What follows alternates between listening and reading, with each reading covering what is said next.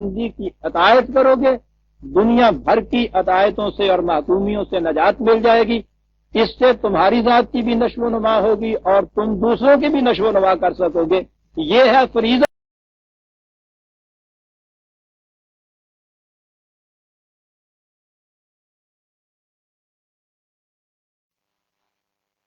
اعوذ باللہ من الشیطان الرجیم.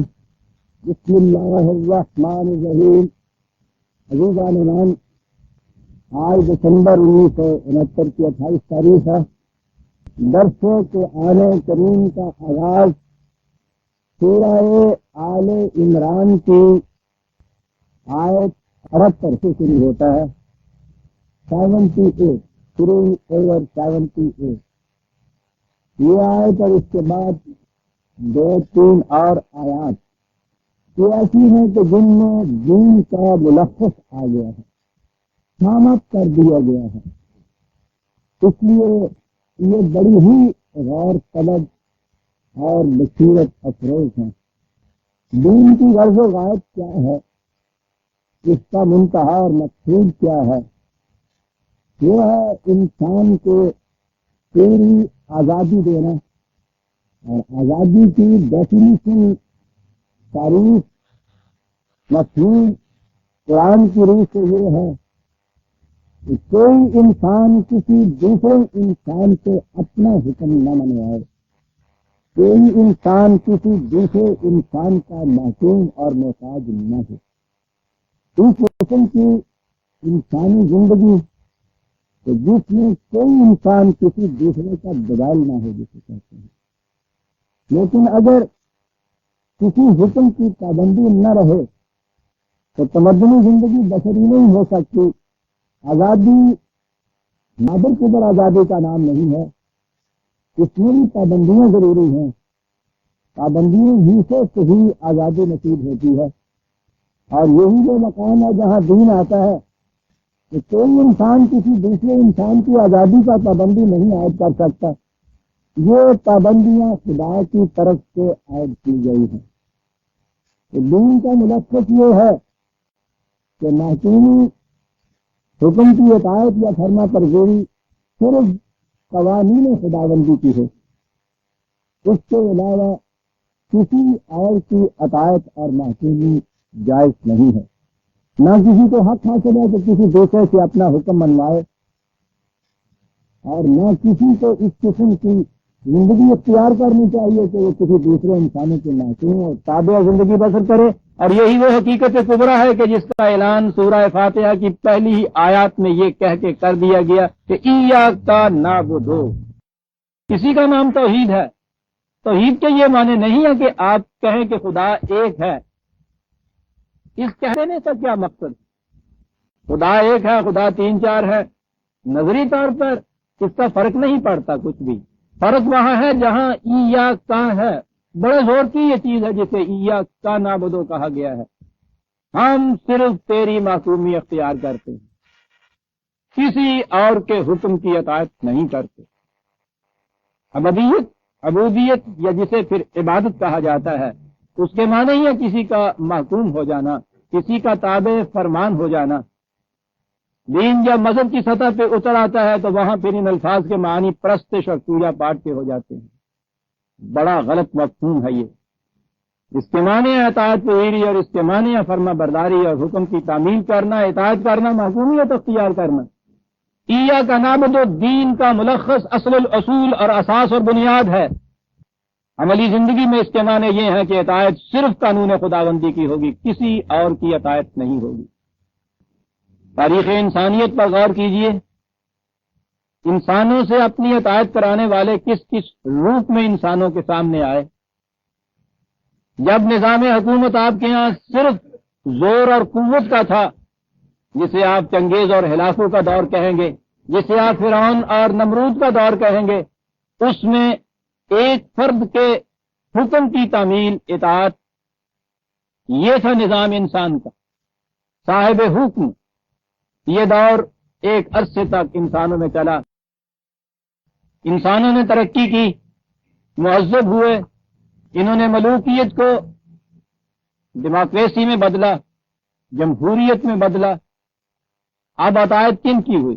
قوانین ساز کی اطاعت ہو گئی، جن کے حق میں، جن کے اختیار میں قانون بنانا تھا، ان کے قانون کی اطاعت۔ آپ غور کیجئے، یہ پھر ایک فریم ہے، ایک فرد کے حکم کی اطاعت، کہا کہ یہ تو بہت بڑی غلامی ہے۔ 51 کے حکم کی اطاعت یہ آزادی ہے۔ اطاعت ایک انسان کی ہو یا انسانوں کے گروہ کی ہو، وہ محکومی کی محکومی ہے۔ اس کا نام دیا گیا کہ نہیں، یہ اطاعت جو ہے لیجسلیچر کی اطاعت ہے، مجلس قانون ساز کی اطاعت ہے، قانون کی اطاعت ہے۔ انسان نے فوری حکم دیا تو اس کے حکم کی اطاعت ہے، اسے بیٹھ کے کہیں قانون کی شکل دے دی تو یہ قانون کی اطاعت ہے، یہ آزادی ہے، وہ محکومی ہے، بات دونوں میں ایک ہی ہے۔ یہ بھی انسانوں کی اطاعت ہے، اور اس سے کہیں گہری اطاعت کہ جو قلب اور روح کے اوپر اپنی حکمرانی جتاتے ہیں، مذہبی پیشواؤں کی اطاعت، عقیدت مندی کے نام سے اطاعت، اور یہ اطاعت بدترین قسم کی غلامی ہے۔ پہلی غلامی وہ ہے کہ جس میں غلام ہر وقت محسوس کرتا ہے کہ میں غلام ہوں، اور اس غلامی کی زنجیروں کو توڑنے کی کوشش کرتا ہے۔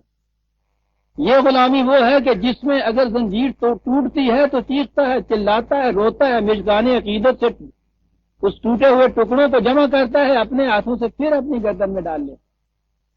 عقیدت مندی کی اطاعت اور محکومی، بدترین قسم کی محکومی۔ 3 ہی شکلیں اس وقت تک محکومی کی یا دوسروں سے اپنی اطاعت کی تھی: عقیدت مندانہ، آمرانہ جسے ڈکٹیٹرشپ آپ کہتے ہیں، یا آج دور تہذیب و تمدن میں قانون ساز جماعت کی کے قانون کی اطاعت، لیجسلیچر کی اطاعت، ایگزیکٹو کی اطاعت اور عقیدت مندانہ اطاعت۔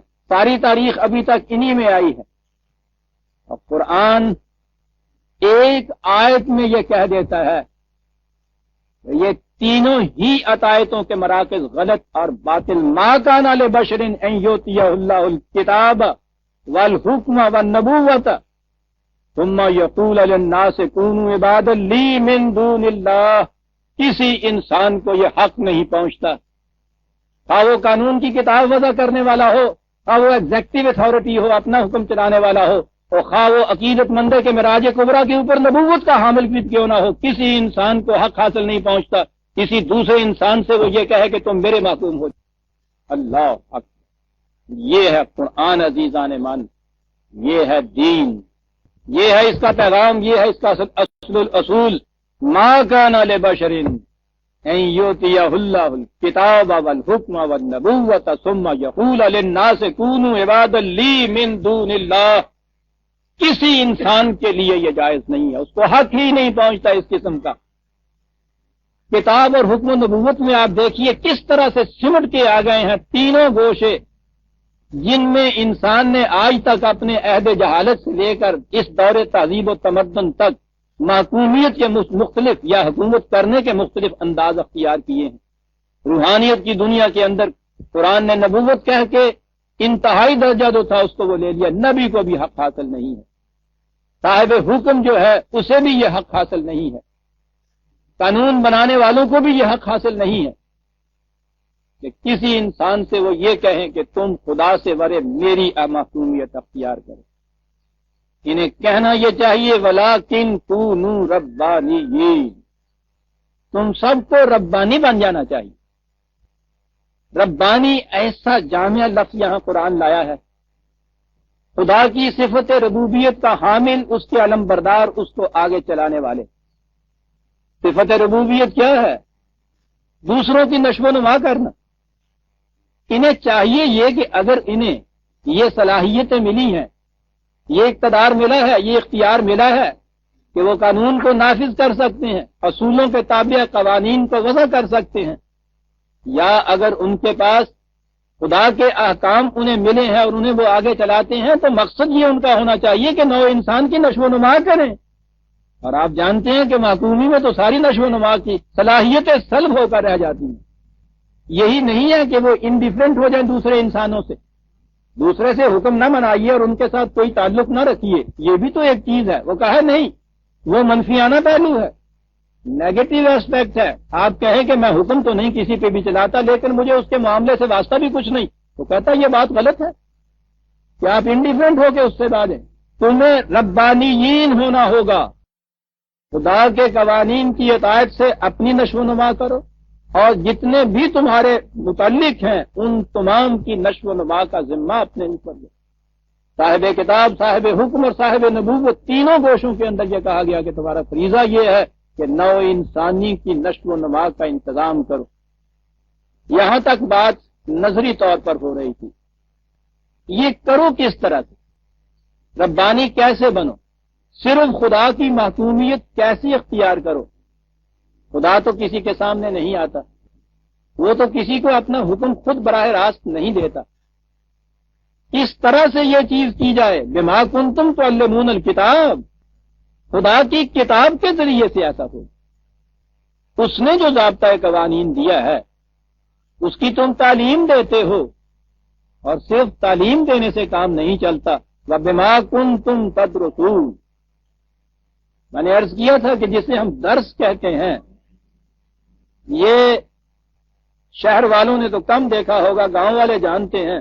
فصل کاٹی جاتی ہے، گیہوں ابھی کوشوں میں ہوتی ہے، چھلکوں میں ہوتی ہے، پھر اسے گاہا جاتا ہے، بیل چلائے جاتے ہیں، سارا دن اس کے اوپر بیل چلاتے رہتے ہیں تاں کہ وہ ان کا چھلکا دانوں سے الگ ہو جائے یا دانے چھلکوں سے الگ ہو جائیں، چھلکے الگ کر دیے جائیں اور اناج الگ کر دیا جائے. یہ جو پروسیس ہوتا ہے حشو و زوائد کو دور کر کے اصل مقصود کو حاصل کر لینا، اسے درس کہا جاتا ہے.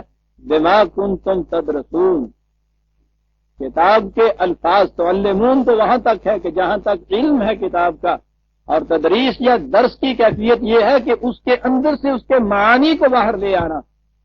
یہ سب کچھ ہوگا الکتاب کے ذریعے سے.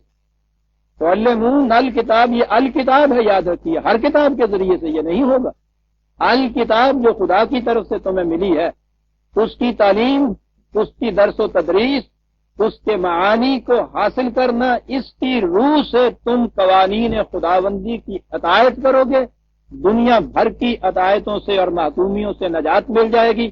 اس سے تمہاری ذات کی بھی نشو و نما ہوگی اور تم دوسروں کی بھی نشو و نما کر سکو گے. یہ ہے فریضہ ان لوگوں کا کہ جن کو قانون سازی کی اختیارات ملے ہوں، جن کو ان قوانین کے نافذ کرنے کی اختیارات ملے ہوں، اور جو روحانیت کی دنیا میں، اعتقادات کی دنیا میں خدا کی طرف سے خواہ نبوت لے کے بھی کیوں نہ آئے ہوں، ان میں سے ہر ایک کا فریضہ یہ ہے کہ کتاب خداوندی کی تعلیم کرے، اس کی تدریس کرے، اور اس طرح سے اپنی اور دوسروں کی صلاحیتوں کی نشو و نما کا سامان بہم پہنچائے. یہ ہے دین کی غرض و غایت. برادران عزیز، خدا کی اطاعت کرو، خدا کا حکم مانو، اسلام پر چلو. روز آپ یہ الفاظ سنتے چلے آ رہے ہیں. متعین طور پہ کوئی نہیں بتاتا کہ یہ کرو کیسے، اس کا ذریعہ کیا ہے. حیرت ہوتی ہے مجھے کہ اتنی گہری چیز کون شخص کہہ گیا، کن حالات میں کہہ گیا. قائد اعظم محمد علی جناح، مسٹر جناح، بارٹ لا، عام الفاظ میں سنیے کہ داڑھی مونڈا، سوٹ بوٹ پہنے ہوئے، مغرب زدہ. اس سے جب پوچھا گیا سن 41 میں حیدرآباد دکن میں، عثمانیہ یونیورسٹی کے اسٹوڈنٹس نے سوال کیا تھا کہ آپ جس جداگانہ مملکت کے لیے جد و جہد کر رہے ہیں، جسے اسلامی مملکت کہا جاتا ہے، اس کا امتیازی نشان یا خصوصیت کبریٰ کیا ہوگی؟ غور کیجئے، اس سے یہ سوال کیا جا رہا ہے. تو انہوں نے کہا کہ اس کی خصوصیت یہ ہے کہ اسلامی مملکت میں اطاعت کا مرجع صرف خدا کی ذات ہوتی ہے، اس کے علاوہ کوئی اور نہیں ہوتی، اور اس کا عملی ذریعہ قرآن کریم کے احکام کی تعمیل ہوتا ہے. حیرت ہوتی.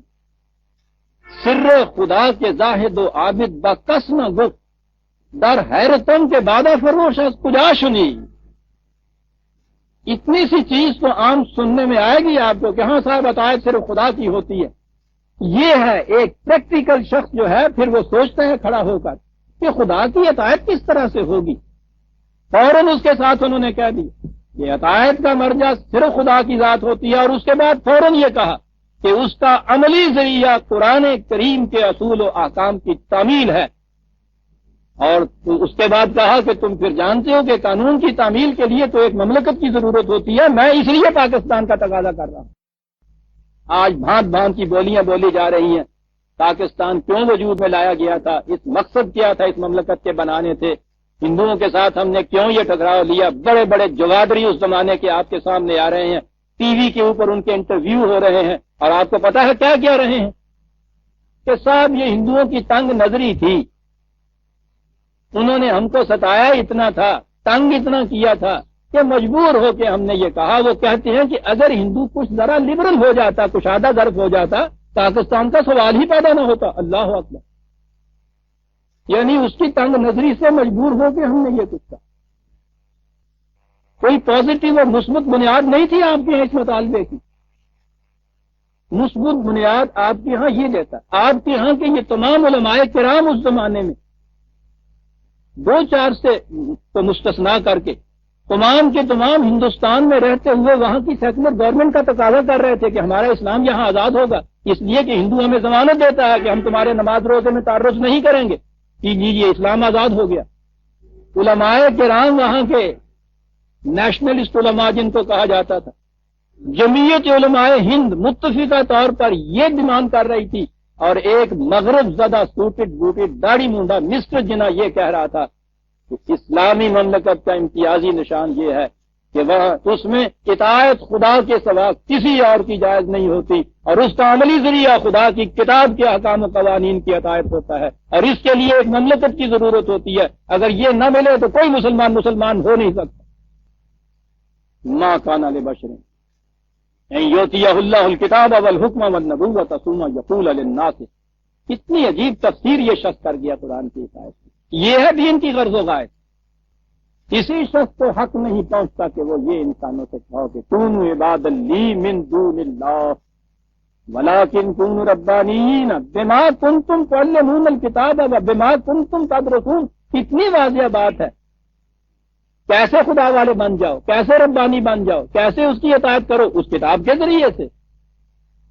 کتاب کو پڑھو پڑھاؤ، کتاب پر غور و فکر کرو، اس کے معانی کو اس کے الفاظ سے الگ کرو، سمجھو، سوچو کہ غرض و غایت اصل و بنیاد کیا ہے اس کی۔ اسے یہ کہنا چاہیے، وہ یہی کہے گا، وہ کبھی یہ نہیں کہے گا وَلَا يَأْمُرَكُمْ أَن تَتَّخِذُوا الْمَلَائِكَةَ وَالنَّبِيِّينَ أَرْبَابًا۔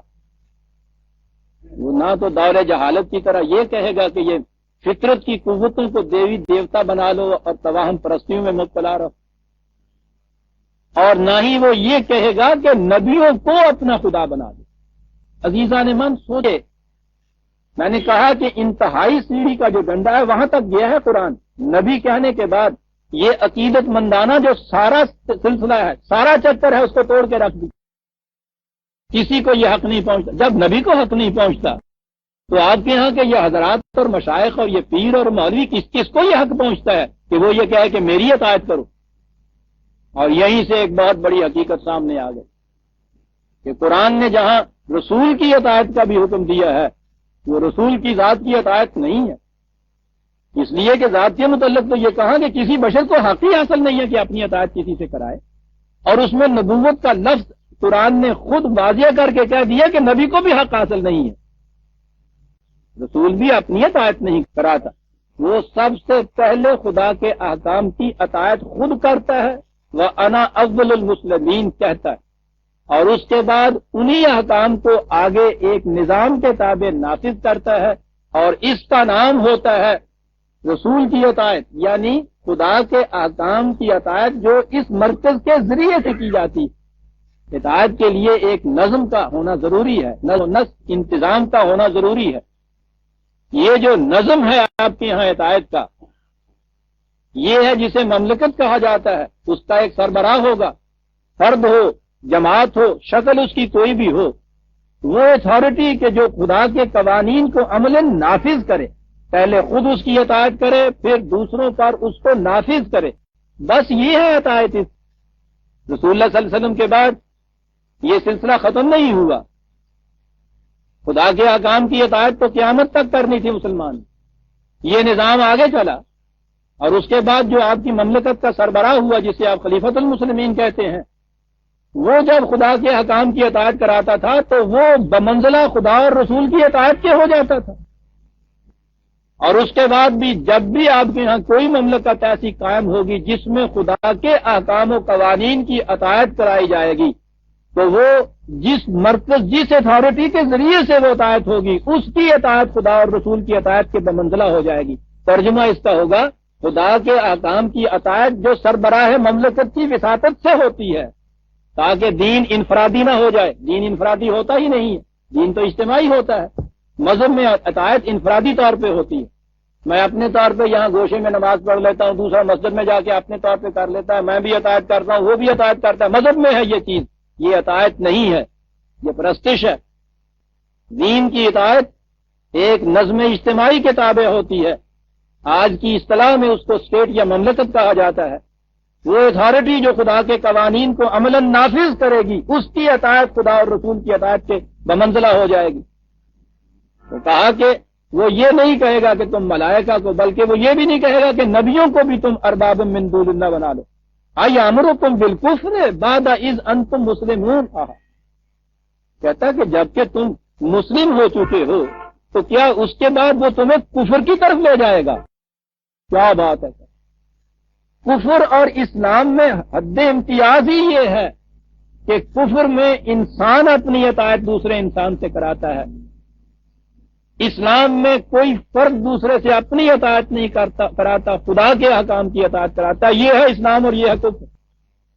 اور اس نے کہا کہ یہ چیز نئی نہیں ہے، پہلے دن سے یہی دین تھا جو ہم نے دیا، ہر نبی کو دیا۔ اور اس کے بعد یہ کہا کہ یہ چیز اس نبی کی زندگی تک ہی نہیں، نہ ہی اس کی ذات تک محدود ہے، یہ سلسلہ رشد و ہدایت اسی طرح سے آگے چلتا جائے گا۔ ہر نبی نے اپنی امت کو یہ دین دیا، جاتے وقت اپنی امت سے یہ کہہ گیا کہ اس کے بعد پھر میرے جیسا اور رسول بھی خدا کی طرف سے آئے گا، وہ بھی یہی دین تمہیں دے گا، اس لیے کہ اس دوران میں اس دین میں انسانی خیالات کی آمیزشیں ہو جائیں گی، اس میں تحریف ہو جائے گی، الحاق ہو جائے گا، وہ پھر آئے گا، خدا کا منزہ دین پھر پیش کرے گا۔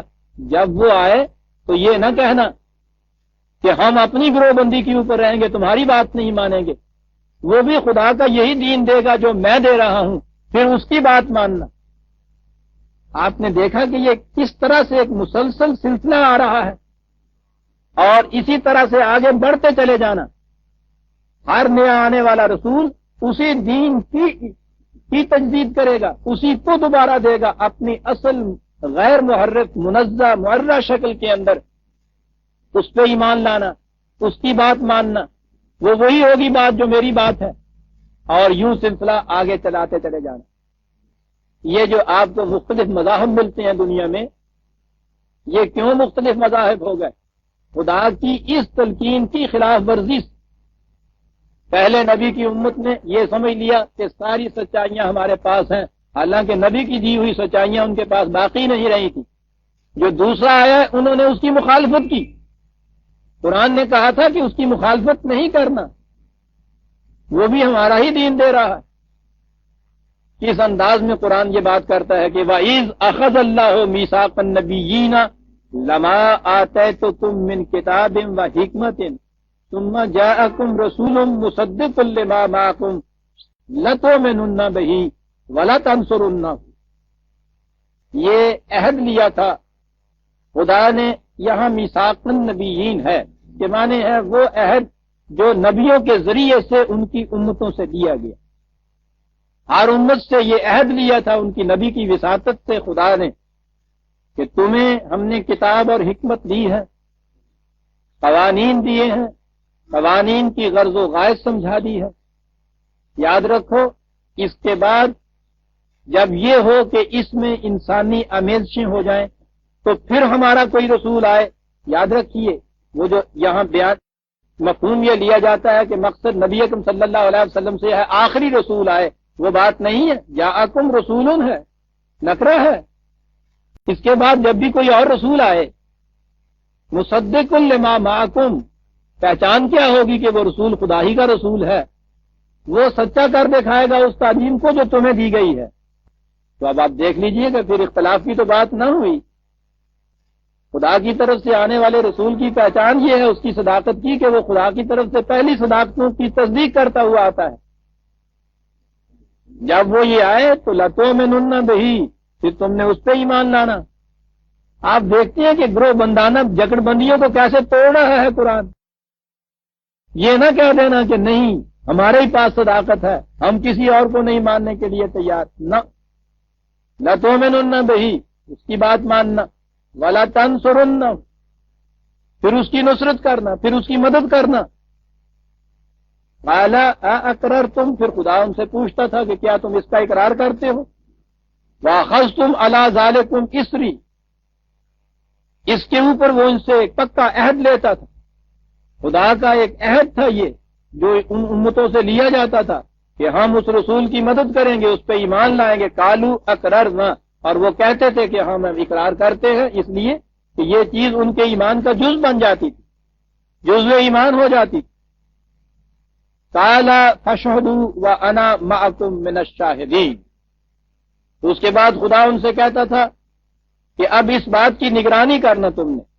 شہادہ کے معنی کسی چیز کا نگران ہونا ہوتا ہے۔ تم نے اقرار کیا ہے تو اس کی اب نگرانی کرنا تم نے، اور میں بھی دیکھوں گا، نگرانی کروں گا کہ تم ایسا کرتے ہو یا نہیں کرتے۔ فمن تولى بعد ذلك فاولئك هم الفاسقون، جو اس اقرار کے بعد پھر گریز کی راہیں نکالے اور اعراض برتے اس سے، تو پھر یوں سمجھ لیجئے کہ وہ صحیح پیٹرن سے الگ ہو گیا۔ دیکھیے یہاں فاسقون کا لفظ کیسا عجیب آیا ہے۔ آپ کو یاد ہوگا میں نے بتایا کہ فسق کس کو کہتے ہیں؟ ہر پھل اپنے اوپر کے چھلکے کے اندر نشو و نما پاتا ہے۔ آم کا چھلکا ہوتا ہے، اندر وہ آم نشو و نما پاتا ہے۔ اگر کسی وقت ایسی صورت ہو کہ اندر کا جو اس کا مادہ ہے، گودا ہے اس کا، وہ اس چھلکے کو توڑ کے دوسری طرف نکلنا چاہے تو آپ جانتے ہیں کہ پھل سڑ جاتا ہے۔ اپنے پیٹرن کو توڑ کر کسی اور طرف کو نکل جانا، اسے عربی زبان میں فسق کہتے ہیں۔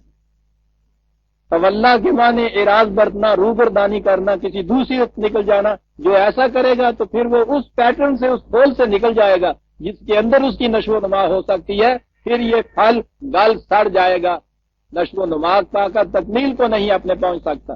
اس کا طریقہ یہی ہے کہ یہ جو پیٹرن خدا نے تجویز کیا ہے اس کے اندر رہتے ہوئے آگے بڑھتے چلے جائیں۔ دونوں آیتوں کو پھر سامنے لائیے۔ ما کان لبشر ان یؤتیہ اللہ الکتاب، دین یہی تھا، اسی کا اقرار ہر امت سے لیا گیا تھا، کسی ایک رسول تک مختص اور محدود نہیں تھا۔ اب اس کے بعد ایک چیز اس میں اور آ گئی جو وضاحت طلب ہے۔ یہ کہا یہ ہے کہ خدا نے کتاب اور حکم اور نبوت دی۔ کتاب اور نبوت ہمارے اس دور میں عجیب عجیب قسم کے نئے نئے شاخسانے سامنے آتے ہیں۔ ان میں سے ایک تو یہ ہے کہ خدا کی طرف سے جو نبی آتا ہے، کچھ وہ ہوتے ہیں جن کو کتاب ملتی ہے، کچھ وہ ہوتے ہیں جن کو کتاب ہی نہیں ملتی، بغیر کتاب دے ہی آ جاتا ہو۔ کیا کہا جائے اس ذہن کو؟ بار بار ادھر آنا پڑتا ہے۔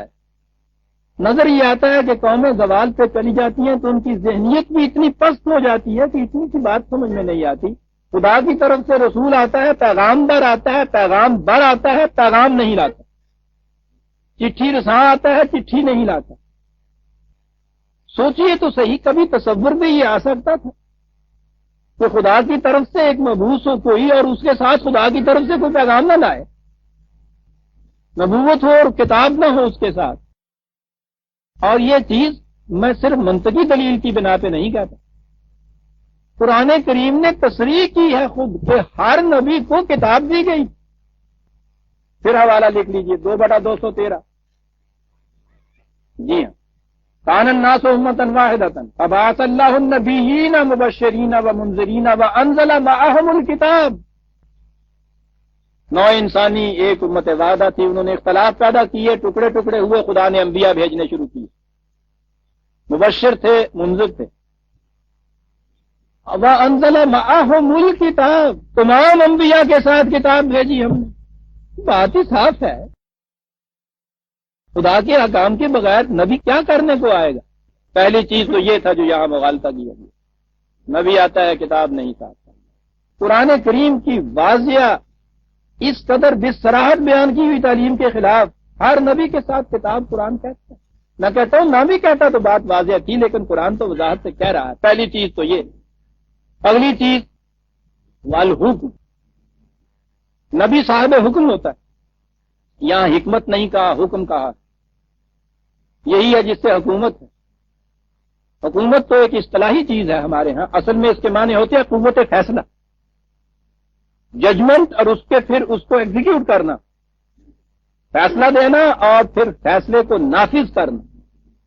آپ کے ہاں آج کی اصطلاح میں ایک مقننہ ہوتی ہے، ایک اجرائیہ ہوتی ہے، ایک لیجسلیچر ہوتی ہے، ایک ایگزیکٹو پاور ہوتی ہے۔ قانون ساز، اگر کہیں قانون ساز اسمبلی، قانون ساز ادارہ، قانون بنانے کے اختیارات تو ہوں لیکن قوت نافذہ نہ ہو، آسانہ ہو تو کلیمی یا کار بے بنیاد قانون بناتے چلے جائیے، فائدہ کیا قانون بنانے کا؟ وہ واز ہوتا ہے برادران۔ واز ان قوانین ہدایات کے مجموعے کا نام ہے کہ جو ہدایات و قوانین تو ہوں، قوت نافذہ ساتھ اس کے نہ ہو۔ واز کہنے والا للہ لینڈ دے آیا ہوں، اور دیکھو اللہ واسطے سچ بولیا کرو، جھوٹ نہ بولیا کرو، چوری نہ کریا کرو، بندے بنو، دیکھو تھی دیکھو اے کچھ کرن دیا ہے۔ کیا فائدہ ہے اس قانون کا؟ قانون وہ قانون زندہ ہوتا ہے کہ ایک قانون بنایا جائے، اس کو نافذ کرنے کی قدرت حاصل ہو اس کو۔ اسی لیے قرآن نے کتاب اور حکم کہا ہے، یہاں حکمت نہیں کہی۔ حکمت تو قانون کی غرض و غایت ہوتی ہے، قوت نافذہ ہے ساتھ، والحکم۔ اب یہ کہنا کہ صاحب نبی آیا کرتے تھے واز کہنے کے لیے، صاحب حکم نہیں ہوتے تھے، دیکھیے تو صحیح۔ کہا جائے گا کہ صاحب یہاں تو کہا ہے کہ حکم ملے کسی کو، ملے کسی کو نہ ملے۔ مصیبت یہ ہے کہ نہ قرآن خود جانتے تھے، نہ اس کے بعد جو متبعین ہیں ان کو یہ چیز نصیب ہوئی ہے کہ قرآن کے اوپر ایک نگاہ تو ڈال لیں کہ وہ کیا کہتا ہے۔ 6/90، 6/90 تمام انبیاء کرام کا ذکر آ رہا ہے پیچھے سے، نام بنام، ابراہیم، اسحاق، یعقوب، داؤد، سلیمان، ایوب، یوسف، موسیٰ، ہارون، زکریا، یحییٰ، عیسیٰ، الیاس، اسماعیل، یسع، یونس، لوط۔ دیکھ رہے ہیں؟ اولئک الذین آتیناہم الکتاب والحکم والنبوۃ۔ نبی واز کہنے کے لیے آئے گا، خالی کتاب دے دے گا آپ کو کہ لو بھئی یہ خدا کی طرف سے قانون آئے ہیں، جڑا دے اودا بھی بھلا، جڑا نہ دے اودا بھی بھلا، مداری بیٹھا ہوا ہے۔ وہ بات ہے یہ۔ اب یہ چیز تصور میں لے آنے، یہ بات نہیں ہے کہ وہ مثلا اتنی بڑی امپائر بنا لی ہو تو ہم کہیں کہ صاحب حکومت تھی، خواہ اس کی اپنی جماعت کیوں نہ ہو، اپنے فالوور کیوں نہ ہو، وہ یہ نقشہ قائم کر کے جائے گا کہ ان سے خدا کے قوانین کی اطاعت ایک حکومت کے انداز سے کرائے۔ نبی کسی غیر کی حکومت کے اندر محکوم بن کے نہیں رہ سکتا۔ اگر صورت یہ ہو کہ محکومیت دوسروں کی اختیار کی ہے، اور وہ بھی کفار کی محکومیت وہ اختیار کی ہوئی ہے، اور خدا کے احکام و قوانین وہی کی روح سے پا کے دیے چلا جاتا ہے، واز کہہ رہا ہے وہ شخص، خود بھی کفار کے احکام کا اتباع کر رہا ہے، اپنے متبعین سے بھی ان کا اتباع کرا رہا ہے، اور خدا کے احکام وہی سے پا کے دنیا کو دے رہا۔ اللہ اکبر، تصور نہیں آتا۔ اب یہ چیز کے ساتھ قرآن کریم نے چند انبیاء ہیں کہ جن کے متعلق کہا ان کو یہ ملک عظیم دیا تھا، حکومت دی تھی، سب کے متعلق تو نہیں یہ کہا۔ قرآن کریم تاریخ کی کتاب نہیں ہے۔ اول تو قرآن نے یہ کہا ہے کہ ہم نے ہر بستی میں رسول بھیجا، ہر ملک میں بھیجا، ہر زمانے میں بھیجا۔ چند ایک رسول ہیں جن کا ذکر قرآن میں آیا ہے۔ پھر ہر رسول کی بھی پوری سوانح حیات نہیں ہے، ان کی زندگیوں کا کوئی اہم واقعہ جو ہے وہ سامنے لایا ہے قرآن۔ لیکن جب اس نے یہ چیز کہہ دی ہے اولئک الذین آتیناہم الکتاب والحکم والنبوۃ، تو کیا کوئی شخص جو قرآن پہ ایمان رکھتا ہے وہ یہ تسلیم کرے گا کہ کوئی ایسا نبی بھی گزرا تھا جس کو کتاب تو ملی تھی، حکم نہیں ملا، اقتدار حکومت نہیں ملا تھا؟ قرآن کہتا ہے۔ پیش کیا کرتے ہیں انبیاء کرام میں حضرت عیسیٰ علیہ السلام کی زندگی ثابت نہیں، میں کہہ رہا ہوں مجھے ضرورت نہیں ہے نہ تاریخ میں جانے کی یا منطق بولنے کی، یہاں عیسیٰ کا نام لکھا ہے قرآن نے السلام، یعنی وہ نبی بھی ہیں، ہارون ہے، ایوب ہے، عیسیٰ ہے، الیاس ہے، اسماعیل ہے، یونس ہے، جن کے متعلق کہا جاتا ہے کہ صاحب ان کی تو حکومت کا کوئی ذکر ہی نہیں ہے، نام لے کے ان کے کہا ہے اولئک الذین آتیناہم الکتاب والحکم۔ تو حکومت کے لیے یہ ضروری نہیں ہے کہ کوئی امپائر اتنی بڑی قائم کی، ایک چھوٹی سی کمیونٹی کو بھی اگر وہ جو وہاں حکومت ہے اس کے دائرے سے باہر لے جا کر خدا کے احکام ان کے اوپر نافذ کرتا ہے اور اس کے مطابق وہ زندگی بسر کرتے ہیں تو یہ صاحب حکم ہو گیا۔ آپ کو معلوم ہے کہ یہ نبی ہجرت کیوں کیا کرتا تھا؟ کوئی بھی جگہ یا کوئی ملک یا قوم ایسا ہو سکتا ہے کہ وہاں کوئی شخص اٹھ کے یہ کہے کہ بھائی سچ بولا کرو، چوری نہ کیا کرو، زنا نہ کیا کرو، ڈاکہ زانی نہ کرو، ایک دوسرے کو برا نہ کرو، اور لوگ اس کو ملک سے نکال دیں اپنے۔ یہ کیوں ہجرت کرتا تھا؟ وہ کوشش کرتا تھا کہ جہاں پیدا ہوا ہے وہاں اس کے گرد ایک جماعت جو جمع ہوئی ہے، وہاں جو حکومت قائم ہے اس کے الرغم یا اس حکومت کو بدل کے اس کی جگہ خدا کی حکومت قائم کرے۔ پہلی اس کی کوشش یہ ہوتی تھی۔ اگر وہ دیکھتا تھا کہ حالات سازگار نہیں ہو رہے اس کے لیے تو اپنا وقت ضائع نہیں کرتا تھا، وہ اپنی اس جماعت کو لے کے اس فضا میں چلا جاتا تھا۔ انی ذاہب الی اللہ کہتا ہے ابراہیم، یہاں کیا خدا نہیں تھا جہاں وہ پیدا ہوئے تھے؟ یہ کیا تھا؟ کون سا خدا تھا جس کی طرف یہ جا رہے تھے؟ کون سی زمین تھی جس میں خدا کے طرف وہ جا رہا ہے؟ انی مہاجر الی ربی کہتا ہے، وہ اس فضا کی طرف منتقل ہو جاتا تھا کہ جہاں جا کر پھر وہ اپنے متبعین سے ہی صحیح، ایک جماعت سے صحیح، ایک پارٹی سے صحیح، صرف خالص قوانین خداوندی کی اطاعت کراتا تھا۔ ہر نبی یہ کر کے جاتا تھا عزیزان من، لہذا یہ سوال ہی نہیں ہے کہ کوئی نبی آئے اور وہ ساری عمر خود بھی غیروں کی اطاعت کرتا رہے، اپنے متبعین سے بھی غیر خداوندی اطاعت کراتا چلا جائے اور واعظ کے طور پر یہ پند و نصیحہ کر جائے، سچ بولا کرو، جھوٹ نہ بولا کرو۔ تصور ہی نہیں ان کو آیا کہ نبوت کا مقام کیا ہوتا ہے۔ نبی بہت بڑا انقلاب آفری شخصیت ہوتی ہے، باطل کے بندنوں کو توڑ دیتا ہے وہ نبی جو آتا ہے۔ واعظ کہنے کے لیے نہیں آتا، اپدیش نہیں دیتا، وہ قرآن کی شہادت ہمارے پاس ہے، تمام انبیاء کے ذکر کے بعد کہا کہ ہم نے ان کو کتاب دی اور حکم دی۔ نبی یہ کرنے آتا تھا۔ اب کہا جائے گا کہ صاحب ٹھیک ہے نبی تک تو معاملہ یہ ٹھیک ہے، وہ یہ کرتا تھا، اور نبی کے بعد جی 45/60 45/16 یہاں صرف انبیاء کے متعلقات۔ نبی کے چلے جانے کے بعد وہ جو امت اس کی ہوتی ہے وہ وارث ہو جاتی ہے اس کی کتاب کی، اس کے پیغام نبوت کی، اور اس کے بعد کیا پھر یہ چیز وہ امت جو ہے وہ بغیر حکم یا بغیر حکومت کے اس تعلیم کی پیروکار سمجھی جا سکتی ہے؟ کیا یہ تصور کیا جا سکتا ہے یا تسلیم کیا جا سکتا ہے کہ نبی کی امت ہو، نبی کی کتاب یا پیغام جو ہے پھر اس کو واعظ کے طور پہ اپنے ہاں دہراتی رہے اور معصومیت وہ غیر خداوندی کی اختیار کیے ہوئے ہو؟ کیا اس کا نام اسلام قرار دیا جائے گا؟ کیا ان کو مسلم قرار دیا جائے گا؟ اگر تو قرآن یہ کہے کہ یہ حکومت کی بات جو تھی یہ صرف نبی تک محدود تھی، پھر تصور ہو سکتا ہے کہ بعد میں خیر اپنی حکومت نہ بھی رہے تو اللہ کے ان احکام کے اوپر انفرادی طور پہ انسان عمل کرتا رہے تو ٹھیک ہے، مذہب پرست ہو جاتا ہے۔ سوال یہ ہے کہ کیا دین کا اتباع بھی یہ کرتا ہے؟ قرآن کہتا ہے کہ نبی کے بعد یہ تینوں چیزیں جو انبیاء کو اس نے کہی ہیں وہ کہتا ہے ان کی امت کے اندر یہ تینوں چیزیں برقرار رہتی ہیں، اور اس وقت تک وہ امت دین کی حامل قرار پاتی ہے۔ وہاں انبیاء کا ذکر تھا، انہی الفاظ میں یہ کہا ہے وَلَقَدْ آتَيْنَا بَنِي إِسْرَائِيلَ الْكِتَابَ وَالْحُكْمَ وَالنَّبُوَّةَ، اس قوم کے پاس یہ تینوں چیزیں موجود ہوتی ہیں۔ نبوت کا بتایا ہوا راستہ، خدا کی کتاب والحکم، جب تک یہ قوت نافذہ رہتی ہے اس قوم کے پاس وہ خدا کی کتاب پر چلنے کی مدعی بھی ہو سکتی ہے اور اسے کہا بھی جا سکتا ہے کہ دین پر چل رہی ہے۔ جب قوت نافذہ نہیں رہتی تو بے شک اس کے پاس کتاب رہے، نبوت کے تمام جتنے بھی بصیرت افروز احکامات ہیں اس کے پاس، وہ بھی اس کے پاس رہیں، اگر اس میں حکم نہیں باقی رہا ہوا وہ دین پہ نہیں چل سکتی، باز کہنے والی قوم بن جاتی ہے۔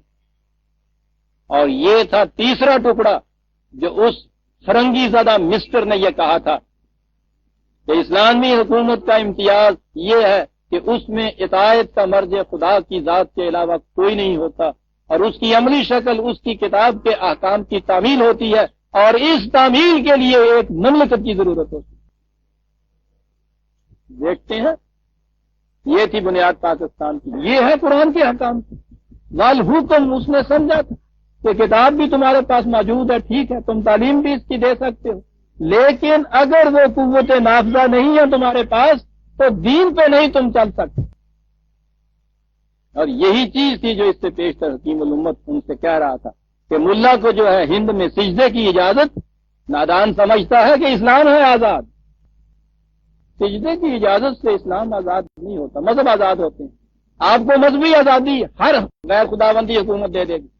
وکٹوریا نے بھی آپ کی اس جسے غدر کہا جاتا ہے جو آزادی کی جنگ تھی، اس کے بعد جو میں اس کا ڈکلیریشن آیا تھا اس میں مذہب کی آزادی تھی، سب سے پہلے اس میں بھی وہی مذہب کی آزادی ہندوستان میں آپ کو ہندو دے رہا تھا، جس پہ یہ ہمارے علماء کرام مطمئن تھے کہ صاحب اسلام کو آزادی حاصل ہے۔ اسی لیے انہوں نے سر پیٹ کے کہا تھا اس مرنے والے نے بستر مرگ سے کہ بمصطفیٰ بے رساں خیش را کے دی ہماؤس، مدنی سے یہ کہہ رہا تھا اگر بولا رسیدی تمام بولا حبیب۔ مصطفیٰ صلی اللہ علیہ وسلم واز کہہ کے نہیں چلے گئے، کتاب کے ساتھ ورن حکم، صاحب اقتدار تھے، ایک مملکت قائم کی تھی، ایک ٹیریٹری تھی جس کے اندر خدا کے قوانین کو عملاً نافذ کیا جاتا تھا، اور یہی چیز تھی، یہ تصور تھا عزیزان من جو 1300 سال کے بعد پھر ہندوستان میں ہمیں آگے ملا۔ بڑی خوش نصیب تھی یہ قوم اس دور میں کہ جس کو دوبارہ کم از کم دین کا صحیح تصور وہاں دیا گیا کہ اسے دین کہتے ہیں۔ کتاب کے ساتھ حکم، ہر نبی کے پاس حکم، صاحب اقتدار، صاحب حکومت، اپنے قانون کے فیصلے، اپنے قانون کو، خدا کے قوانین کو نافذ کرنے کی قوت رکھنے والا، اور یہی تھا وہ اقرار جو ہر امت سے پھر لیا جاتا تھا کہ یہ نہ سمجھ لینا کہ اس کے ساتھ بات ختم ہو گئی۔ جب بھی کنٹینیوٹی آف گورنمنٹ ہوتی ہے، حکومت مسلسل جب چلتی ہے عزیزان من، تو جو ایک کے بعد دوسرا آتا ہے اس کی اطاعت در حقیقت حکومت کی اطاعت ہوتی، یہ نہیں ہوتا کہ وہ ختم ہو گیا اب اس کے بعد میں کیوں اطاعت کروں۔ 100 سال کے اندر ہندوستان میں انگریزوں کے جتنے وائسرا ہے 5 سال کے لیے آتے تھے، کبھی 3 سال کے بعد ہی چلا جاتا تھا، تو یہ تھوڑا سا کہ جو نیا وائسرا آیا اس کے بعد آپ کہہ دیں کہ نہیں صاحب ہم تو پرانے کی اطاعت کرتے چلے جائیں گے، آپ کون آ گئے اس میں سے؟ بالکل نہیں۔ یہ جو اتھارٹی ہے اشخاص بدلتے ہیں، قانون وہی رہتا ہے۔ دین سے انحراف اس وقت ہوگا جب کوئی اپنے قوانین کی اطاعت آپ سے کرانے لگ جائے گا۔ جب تک قوانین خداوندی کی اطاعت کراتا چلا جائے گا یہ اس فرد کی اطاعت نہیں ہوگی، قانون کی اطاعت ہوگی بذریعہ حیات حاکمیہ کے، بذریعہ اجرائیہ کے، ایگزیکٹو کے تھرو قانون کی اطاعت۔ جب آپ کو کوئی سپاہی کہتا ہے کہ صاحب بائیں طرف چلیے، آپ سپاہی کا حکم نہیں مان رہے ہوتے، آپ مملکت کا قانون مان رہے ہوتے۔ رسول آپ سے یہ کہنے کے لیے آتا ہے کہ تمہارے خدا نے کہا ہے کیپ ٹو لیفٹ، مثال کے طور پر آپ اس کی اطاعت کر دیں، یہ اطاعت قانون کی اطاعت ہوتی ہے۔ دین میں قانون کی اطاعت ہوتی ہے، اور اطاعت کرانے کی جو قوت نافذہ ہوتی ہے یہ ہے جو رسول کراتا ہے، اور اسے حکم یا حکومت کہا جاتا ہے، اطاعت کا نام۔ سمجھ لیے آپ نے 2 آیتیں آ گئیں، اور اب دیکھیے دین کو کس طرح سے سمٹا دیا 4 لفظوں میں۔ افا غیر دین اللہ ہے یا تو کیا یہ لوگ اللہ کے سوا کسی اور دین کو چاہتے ہیں؟ بھئی اللہ کا دین کیا ہے؟ اتنی بات کہنے سے تو صاف نہیں ہوئی، یہ تو آیت کے پہلے 4 لفظ ہیں۔ کیا یہ لوگ اللہ کے دین کے علاوہ کوئی دین اور چاہتے ہیں؟ حالانکہ وَلَهُ أَسْلَمَ مَنْ فِي السَّمَاوَاتِ وَالْأَرْضِ طَوْعًا وَكَرْهًا، تو دیکھتے نہیں اس کائنات کے اندر ہر شے اس کے قوانین کے تابع چلتی چلی جا رہی ہے. یہ ہے دین خداوند. کبھی آپ نے یہ دیکھا ہے کہ آگ مالا تو یہ جپے کہ گرمی ہے، حرارت ہے، جلا دوں گی، بھون دوں گی، اور اس کے بعد ہاتھ ڈالیے تو وہ ٹھنڈک دے. آپ وہ جو کہتی ہے وہ ہوتی، جو دعویٰ کرتی ہے کر کے دکھاتی ہے. وہاں یہ نہیں ہوتا کہ الفاظ کے ذریعے سے وہ ساری چیزیں ہوتی. نظریہ اور تھیوری تو میں سائنٹسٹ کی کتاب میں ہوتا ہے. فطرت کی پیدا کردہ چیز عمل پیرا ہوتی ہے عملاً خدا کے قانون کے اوپر. آم کے درخت کا پتا پتا پکارتا ہے کہ میں آم ہوں، اس کی شہادت دیتا ہے. جب موسم آتا ہے تو آم لگتا ہے اس کے اندر. لہو اسلم من فی السماوات والارض، یہ ہے دین اللہ. کیا اس کے سوا کوئی اور دین اپنے لیے تم چاہتے ہو؟ دیکھتے نہیں ہو دین اللہ؟ کیا بات ہے سر. عزیزان من، بڑی غور طلب ہے یہ آئے. اسلم من فی السماوات والارض تعاون و کرہن. تعاون تو ہوتا ہے بطیب خاطر، کرہن ہوتا ہے مجبوراً. دل تو نہ مانے لیکن کرنا پڑے. تو کیا یہ صورت ہے؟ کائنات کی جتنی چیزیں ہیں ان میں تو کوئی صورت ایسی ہے نہیں کہ وہ کرہنے کر رہی ہو. قرآن یہاں من کہا ہے قرآن کریم. عربی زبان میں من کے اندر بے جان اور جاندار انسان اور غیر انسان دونوں آ جاتے ہیں. جہاں ماں کا ہے قرآن میں وہاں لے ہے سبح للہ ما فی السماوات والارض. وہ توان و کرہن نہیں. یسجد للہ ما فی السماوات والارض. اور جہاں کہا ہے کہ اسلم من فی السماوات والارض تعاون و کرہن. تعاون جو ہے یہ جتنی باہر کی خارجی کائنات ہے وہ ان قوانین خداوندی کی اطاعت تعاون کر رہی ہے، استکراہن نہیں کر رہی کہ اندر سے بڑھاتے چلے جائیں اور خارج میں اطاعت کرنی پڑے. یہ صورت نہیں. قرآن نے اس کی وضاحت خود کر دی. 41/11 41/11. عزیزان من، یہ بڑی غور طلب ہے یہ آیات، اس لیے ان کو ذہن میں بھی رکھیے گا، نوٹ بھی ان کا کیجیے گا. میں نے عرض کیا ہے کہ خارجی کائنات کی ہر شے قانون خداوندی تعاون کر رہی ہے. 41/11 ثم استوى الى السماء وهي دخان. یہ بات تو بڑی عظیم ہے لیکن میں اپنے مفہوم تک ہی رہوں گا جو پیش نظر موضوع ہے.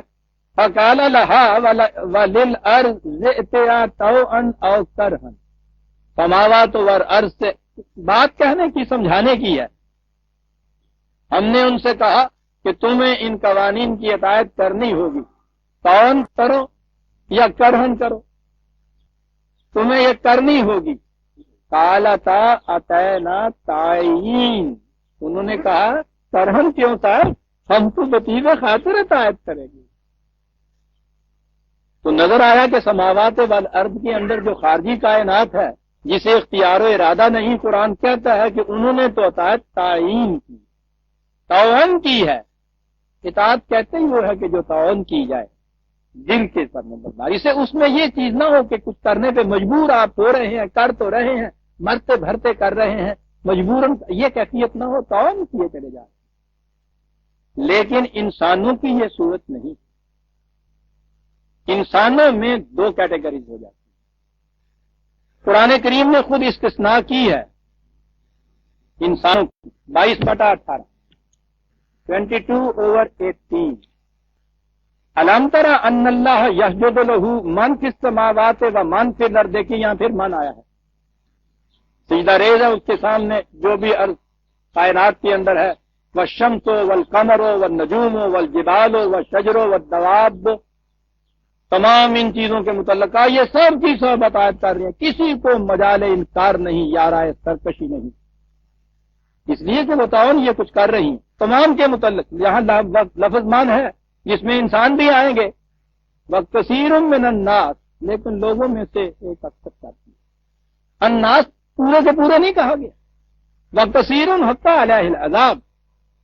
اور بہت سے ان میں ایسے بھی ہیں کہ جن کے اوپر سرکشی وہ کرتے ہیں، قانون کے مطابق نہیں چلتے، اس کی سزا بھگتتے ہیں. انسان دو کیٹیگریز کے اندر تقسیم ہو گئے. کچھ تو وہ ہیں جو تعاون کرتے ہیں. کون ہے یہ؟ وہ جماعت مومنین جو قلب اور دماغ کی کامل رضامندی سے ان کی صداقتوں کو تسلیم کرتی ہے، پھر بطیب خاطر اس کی اطاعت کرتی ہے. یہ تو ہو گئے جو تعاون اختیار کرتے ہیں. یہ کرہن کون اختیار کرتے ہیں؟ زمانے کے تقاضے مار مار کے جن کو لے آتے ہیں اس طرح. اور ان میں بدقسمتی سے سب سے پہلے ہم مسلمانوں کی قوم. دنیا نے کہا کہ ملوکیت بہترین انداز نظم و نسق حکومت. چلے آئے. قرآن نے آ کے کہا کہ بالکل غلط ہے، کسی انسان کو اس کا حق حاصل نہیں ہے، نہ ہی یہ وہ چیز ہے کہ جو وراثتاً باپ سے بیٹے کو ملتی چلی آئی. لوگوں نے تعاون اس کو قبول نہ کیا، بادشاہتیں قائم رہی. قرآن دینے والے یہ نہیں کہا اس کے بعد کہ کسی وقت جبرن ان کو منوا لو. ان کا کوئی بات نہیں ہے، چھوڑ دو ان کو. دیکھو تو صحیح، زمانے کے تقاضے بدلتے چلے. اس کے بعد زمانے کے تقاضوں کے تھپیڑوں نے مجبور کر دیا انسان کو کہ وہ ملوکیت کو پاش پاش کر کے اس کی جگہ دوسرا نظام حکومت قائم کرے. کرہن مانا انسان نے آ نظام سرمایہ داری چلا آ رہا ہے، آپ صدیوں سے چلا آ رہا ہے. اسلام نے آ کے کہا کہ یہ بالکل باطل کا ابلیسی نظام. کسی انسان کو حق حاصل نہیں ہے کہ دوسرے کی محنت کو یوزرو کر لے، ایکسپلائٹ کر لے، استحصال اس کا کر لے. بڑے بڑے فلاسفرز نے اس کے خلاف دعوے کیے، کہا نہیں صاحب، صحیح نظام فطرت ہی یہی ہے. پاؤں چلنے کے لیے بنائے گئے ہیں، آنکھ دیکھنے کے لیے بنائے گئے ہیں. اندازہ لگائیے منطق بھی کہاں ابلیسانہ انسان کو لے جاتی ہے کہ یہی صحیح ہے. بہت اچھا. قرآن نے ایک جماعت تیار کی جس نے تعاون اسے قبول کیا اس چیز کو کہ کسی کو حق حاصل نہیں ہے کہ دوسری کی محنت کا محاصل لے جائے. یہ جماعت مومنین تھی جو رسول اللہ صلی اللہ علیہ وسلم نے تیار کی. اس کے بعد ہم نے بھی اسے چھوڑ دیا، اسی نظام کی طرف آ گئے. اور اس کے بعد آج دیکھ رہے ہیں آپ کہ زمانے کے تقاضے، اس کا سیلاب اور اس کے تھپیڑے مار مار کر ساری دنیا کو اس طرف لا رہے ہیں. اور سب سے آخر میں ہمیں پیٹ پیٹ کے مار مار کے اس طرف لا رہے ہیں. مجبور ہو رہا ہے انسان اس چیز کو ماننے کے لیے کہ جو چیز اس کو تعاون ماننی تھی اس سے کتنا عرصہ پہلے. کرہن منوا رہا ہے زمانہ. ایک ایک چیز غلامی. یونان کے فلاسفر میں دیکھیے، ارسطو کے ہاں 70 غلام تھے، 70 دلیلیں اس نے دی ہیں غلامی کے حق. مسلمہ چلا آ رہا تھا انسان. قرآن نے آن کے اس کو حرف باطل کی طرح مٹا دیا. نکاح والا کرنا بنی آدم، ہر انسانی بچہ یکساں طور پہ واجب التکریم ہے. ایک جماعت پیدا کی انسانوں کی کہ جس نے اس کو تعاون اس کو مٹایا، مساوات انسانیہ کو اپنے یہاں قائم کیا. جس نے بلال حبشی کو سید کہا، اس کے بعد اس قوم نے خود اپنے یہاں غلامی کو نافذ کر لی. دنیا نے بھی غلامی کو اپنے یہاں جاری رکھا. آپ نے دیکھا کہ زمانے کے تقاضوں نے کس طرح سے دنیا کو مجبور کر دیا کہ وہ اس لعنت کو اپنے یہاں سے ہٹائے. لیکن ان کرہن ماننے والوں میں بھی بدقسمتی ہماری دیکھیے کہ جن کے ہاں قرآن موجود ہے اور اس کو اتنا دہرایا جاتا ہے، سب سے آخر میں ان کی باری کہیں آتی ہے. یو این او نے جب یہ چارٹر اپنے یہاں منظور کیا ہے فریڈم کا، ہیومن رائٹس کی فریڈم کا، ہیومن رائٹس کا چارٹر 48 میں لگا، اس میں یہ شک تھی کہ غلامی کو مٹایا جائے گا. دنیا کی کافر مشرک قوموں نے وہاں دستخط کیے کہ مٹایا جائے. ایک استثناء تھی اس میں، اور وہ تھی سعودی حکومت کے آپ کے ہاں کے امیر المومنین. انہوں نے کہا کہ میں اس پہ دستخط نہیں کر سکتا کیونکہ یہ اسلام میں مداخلت کے مراد ہے. اللہ اکبر. غلامی کو مٹانے کے چارٹر پہ ایک مسلمان کا امید دستخط نہیں کر سکتا. بہت اچھا، جبر نہیں کیا جائے گا. آپ کو معلوم ہے اس کے بعد اب کیا حشر وہاں ہوا ہے. دوسری جنریشن میں آنے کے بعد کہاں اس کو مٹانا پڑا تھا. تعاون نہیں مانو گے تو یہ حکام جو ہے خدا کی تو واز نہیں ہے. خود نہیں مانو گے، زمانے کے تقاضے مار مار کے تمہیں منائیں گے. اس لیے کہ وَإِلَيْهِ يُرْجَعُونَ، تم کو پلٹ کے لایا جائے گا اس کے اوپر. دیکھیے یہ یرجعون کیا چیز کہہ دی ہے، ذرا دیکھیں آپ نے. لایا جائے گا تم کو، خود نہیں آؤ گے تو یرجعون، لوٹا کر لائے جاؤ گے یہاں. کہا یہ ہے دین. وَلَهُ، اب دیکھیے اس کو، وَلَهُ أَسْلَمَ مَنْ فِي السَّمَاوَاتِ وَالْأَرْضِ طَوْعًا وَكَرْهًا وَإِلَيْهِ يُرْجَعُونَ.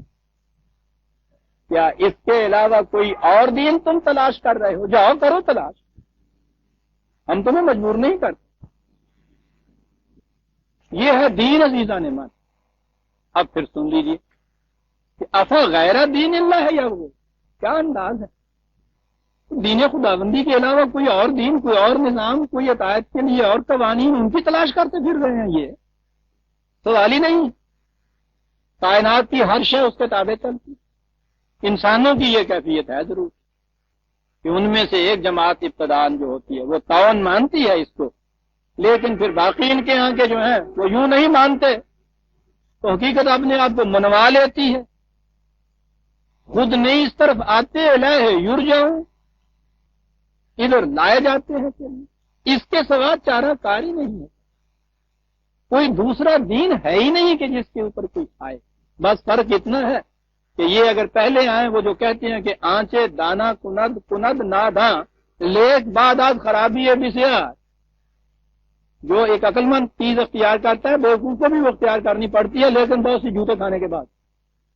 الیہ یرجعون، آنا پڑے گا، لائے جاؤ گے یہاں، مفر نہیں دین خدا بندی کے علاوہ. اور یہ وجہ ہے جو قرآن نے کہا ہے لیظہرہ علی الدین کلہ، ہر نظام عالم کے اوپر غالب آ کر رہے گا. تعاون نہیں لاؤ گے، کرہن لانا پڑے گا. دوسرا نظام انسانوں میں چل ہی نہیں سکتا. الیہ یرجعون، آنا پڑے گا. لیکن انسان کی کیفیت یہ ہے کہ اسے جو اختیار و ارادہ دیا ہے با اس سے پلیا مانسا بندے کا پتر بن کے نہیں آ رہا ہے. اس کی کیفیت یہ ہے. تو سردار جی سے نمبردار گاؤں میں گیا، ساہی اس پہ کیا کچھ جرمانہ سا. اسے کہا کہ تمہیں یہ 100 پیاز کے گٹھے کھانے پڑیں گے. اس نے کہا کہ نہیں میں تو نہیں کھاؤں گا. اس نے 2 جوتے سر پہ مارے، ایک اٹھا کے کھا لی. اس نے کہا دوسرا کھا، میں تو نہیں کھاؤں گا. انہیں 2 اور لائیں تو دوسرا بھی کھاتا. 100 جوتیاں بھی کھا دی ہیں تو 100 گنڈے بھی کھاتے. یہ ہے کرہن ماننا. ٹھیک ہے، وہ گنڈا خالی کھائے نہ کھائے، جوتی نہ کھائے جتنا کباب نال کا انڈے آیا.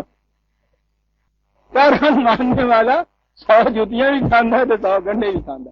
انسان کی تاریخ ساری یہ ہے کہ جس نے قانون خداوندی کو دیکھ کے مان لیا ہے اس نے تو وہ سیاہ پیاز کھایا ہے. جس نے یہ نہیں کیا اس نے 100 جوتے بھی کھائے ہیں اور 100 پیاز بھی. کھانا پڑے گا ہر ایک کو عزیزان من. الیہ یرجعون. لیکن انسان کی کیفیت یہ ہے. قرآن کہتا ہے کتنے حسین انداز میں بات کرتا ہے. بڑا ہی ظالم کہتا ہے واقعہ ہوا، بڑا ہی جاہل واقعہ ہوا. 33/72 وہ مشہور آیت جو آپ کے ہاں کی ہے اور جس کے غلط مفہوم میں پوچھو نہیں پھر کہاں سے کہاں بات لے جاتے ہیں. انا عرضنا الامانۃ علی السماوات والارض والجبال، ہم نے اپنی ضمانت کو سماوات پر، زمین پر، پہاڑوں کے سامنے پیش کیا. پہلے میں آپ کو یہ بتا دوں اس کا جو غلط ترجمہ آپ کے ہاں ہے وہ کیا ہے. پہلے وہ سن لیجئے، پھر اس کے بعد اس کثافت کے مقابلے میں لطافت آئے گی نا تو وہ زیادہ نکھرے گی. ہم نے اپنی امانت کو سماوات اور پہاڑوں کے سامنے پیش کیا. فَأَبَيْنَ أَن يَحْمِلْنَهَا، انہوں نے توبہ کر اٹھے. صاحب نے کہا کہ نہیں صاحب ہم نہیں اس کو اٹھا سکتے، بالکل نہیں ہم اٹھا سکتے. اشفقنا، ڈر گئے، کانپ گئے. یعنی یہ پیش کرنے والے کا دیکھیے کہ جس چیز کو وہ اٹھا ہی نہیں سکتے وہ کانپ رہے ہیں، ڈر رہے ہیں، اس کے سامنے پیش کیا جا رہا ہے. باہر پیش کیا، انہوں نے انکار کر دیا، نہیں اٹھائیں گے، بالکل نہیں اٹھائیں گے.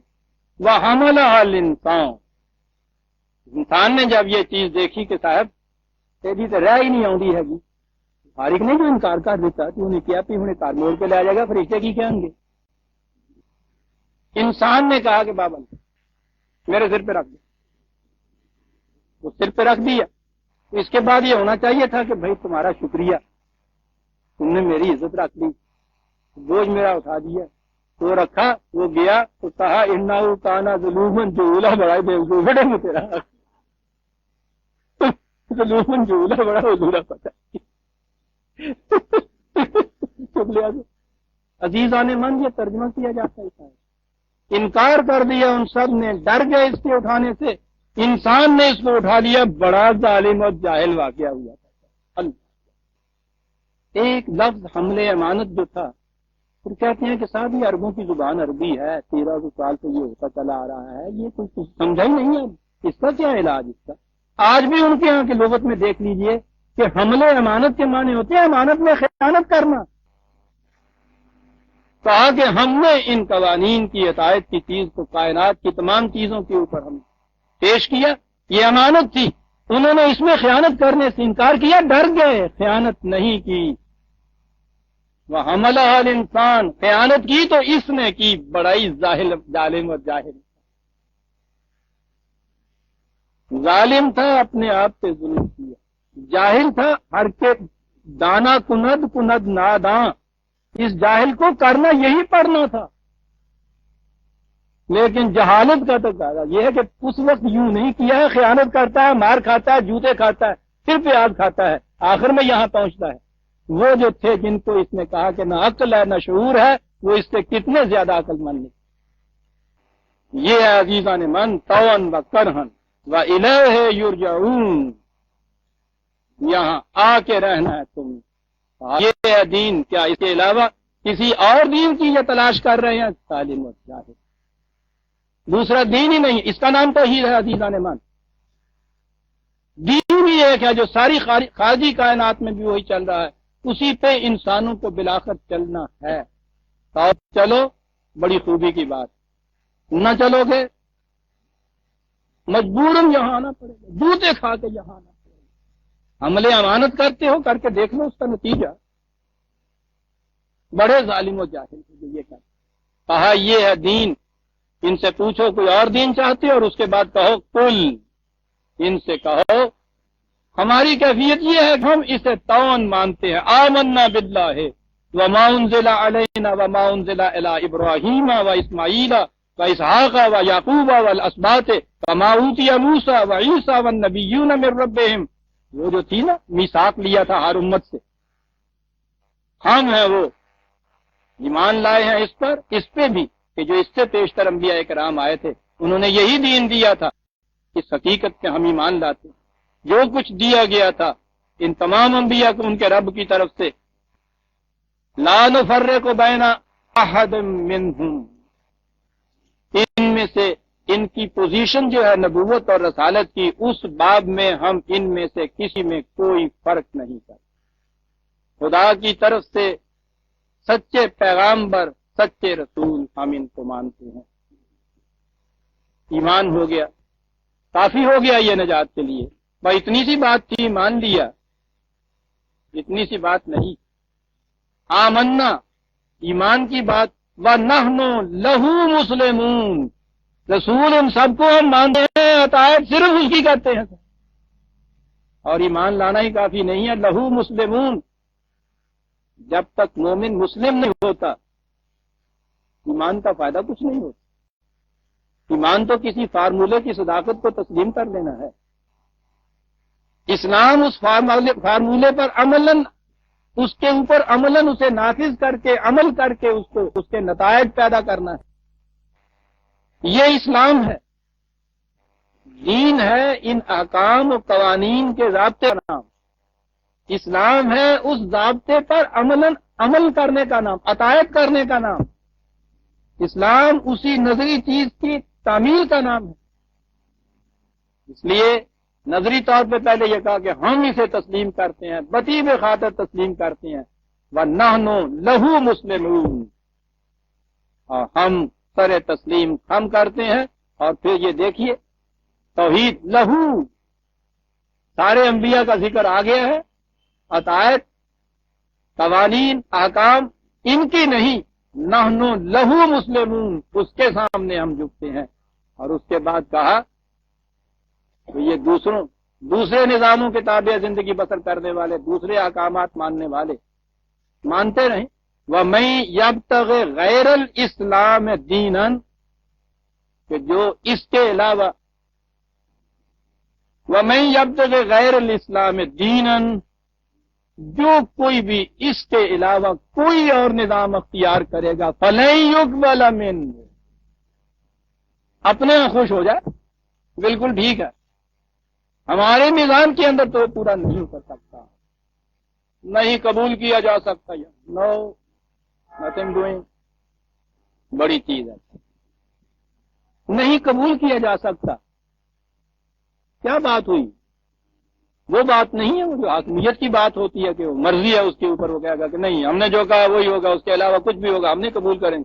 قبول کرنے کے معنی یہ تم آگ پہ دیکھتی رکھو گے چاہے گرم ہوگی، اس کے علاوہ دوسرا دین یہ ہے کہ برف کی سل کے اوپر دیکھتی رکھ لو چاہے نہیں بن سکے گی، اس کے معنی قبول نہیں کیا جائے گا۔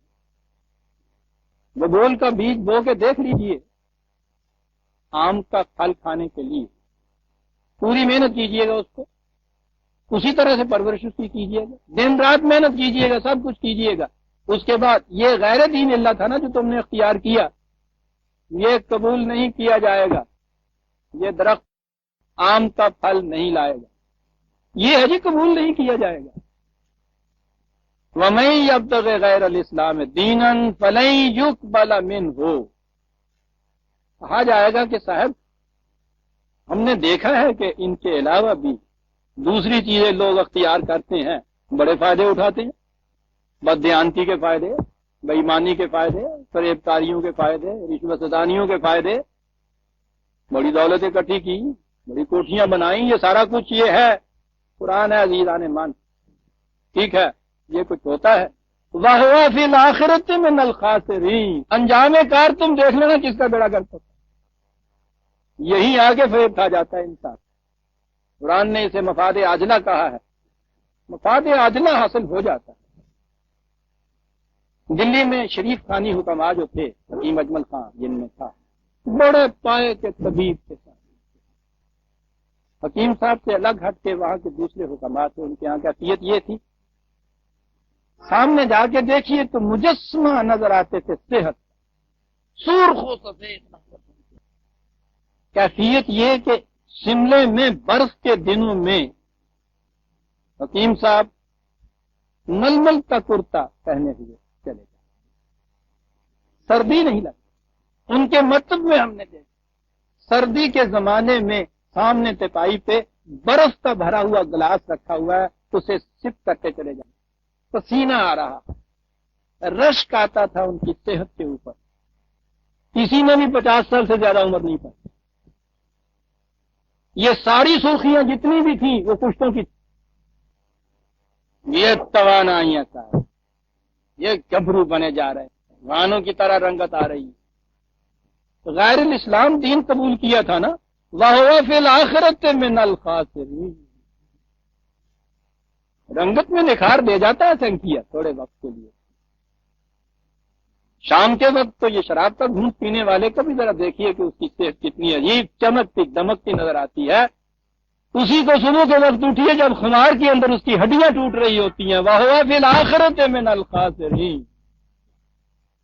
اسی لیے عزیزان من اس فریب میں نہ آ جائیے کہ خدا کے دین کے علاوہ کوئی دوسرا دین قبول کرنے سے آخر الامر تک آپ کامیاب اور فوز و فلاح والے رہیں گے، نہیں ہو سکتا یہ۔ اس لیے اس نے کہا کہ وَمَن يَبْتَغِ غَيْرَ الْإِسْلَامِ دِينًا فَلَن يُقْبَلَ مِنْهُ، بالکل نہیں قبول ہو جائے گا، مفاد عاجلہ کچھ وقت کے لیے حاصل ہو جائیں گے، وَهُوَ فِي الْآخِرَةِ مِنَ الْخَاسِرِينَ، انجام کار تم دیکھو گے کہ وہ پھر نقصان میں رہے گا۔ اب اس کے بعد یہ ساری نظریے بیان کرنے کے بعد قرآن براہ راست ہماری طرف آ گیا، وہ قوم کے جو ایمان لائی، وہ قوم کے جس نے اپنی آنکھوں سے اس ایمان اور اس دین کے زندہ اور تابندہ نتائج کو دیکھ لیا، کہا اس کے بعد پھر کفر اختیار کر لیا جس قوم نے، آؤ تمہیں اب اس کی کہانی اور داستان سنائیں۔ آج وقت ہو گیا، یہ داستان ہم اگلے درس پہ چھوڑ دیتے ہیں۔ ہم سورہ آل عمران کی آیت 84 تک آ گئے عزیزان من، 85 سے اگلی دفعہ لیں گے۔ ربنا تقبل منا انک انت السمیع العلیم۔